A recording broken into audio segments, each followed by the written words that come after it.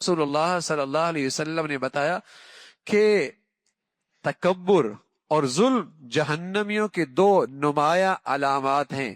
فرمایا بتاؤں جنتی کون ہے، بتاؤں جنتی کون ہے؟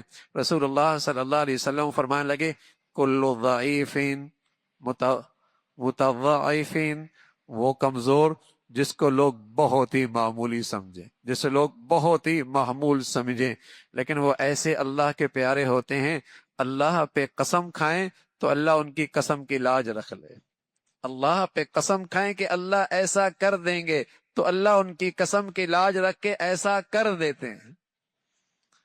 لیکن لوگوں کے نظروں میں بس اوقات وہ بہت معمولی۔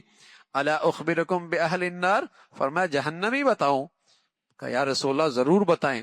فرمایا کل عتول، بد اخلاق آدمی، سخت مزاج آدمی، اور متکبر آدمی، متکبر آدمی۔ فرمایا یہ جہنمیوں کی علامات ہیں جو رسول اللہ صلی اللہ علیہ وسلم نے بتائی ہیں۔ تو اللہ کے نبی صلی اللہ علیہ وسلم نے بتایا کہ تکبر یہ ایسی چیزیں اگر تھوڑی بھی ہوگی تو اس شخص کو بہت نقصان دے گی، بہت نقصان دے گی۔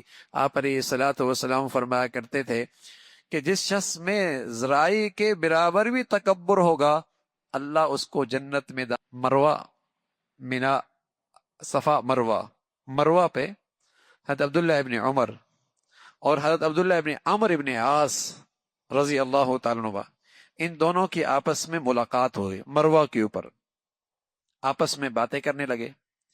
اتنے میں حضرت عبداللہ ابن عمر ابن عاص تشریف لے گئے، عبداللہ ابن عمر وہاں کھڑے رہ گئے اور رونے لگ گئے، یبکی، رونے لگے۔ فقال له رجل، ایک آدمی نے کہا عبداللہ، اے ابو عبد الرحمن، ان کے بیٹے کا نام عبد الرحمن تھا، کنیت تھی ابو عبد الرحمن، اے ابو عبد الرحمن کیوں رو رہے ہو؟ فرمانے لگے میں اس لیے رو رہا ہوں کہ میں نے رسول اللہ صلی اللہ علیہ وسلم سے سنا تھا، آپ فرمایا کرتے تھے من کان فی قلبہ مثقال حبۃ من خردل من کبر اکبہ اللہ علی وجہہ فی النار، جس شخص میں رائی کے برابر بھی کبر ہوگا اللہ اسے اوندے منہ جہنم۔ یہ ظلم ایسی بلا ہے، کبر ایسی مصیبت ہے، ایسا موذی مرض ہے، تھوڑا بھی ہوگا تو یہ نقصان پہنچائے گا، تھوڑا بھی ہوگا یہ نقصان پہنچائے گا۔ تو بس اوقات ایک آدمی متقی ہے، پرہیزگار ہے، لیکن بظاہر وہ دنیا کے لحاظ سے بہت معمولی لگتا ہے۔